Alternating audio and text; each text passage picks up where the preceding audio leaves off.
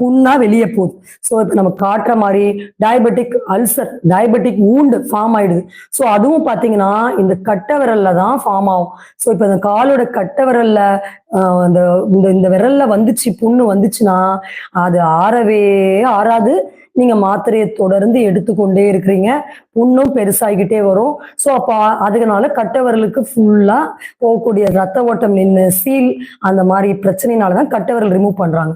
இன்னொன்று இந்த மாதிரி புண்கள் ஏற்படும். அடுத்து கால் ரத்த ஓட்டம் இல்லாம விரல்கள் நகங்கள்லாம் இப்படி கருத்து போறது, நரம்பு விசிபிளா தெரியறது, இந்த மாதிரி வலி எரிச்சல் இந்த காலில் தான் இருக்கும். ஸோ கால்கள்ல நரம்பு இந்த மாதிரி ஸோ இருக்கும், சூட்டுனால இருக்கும் பாருங்க கால் எப்படி இருக்கு.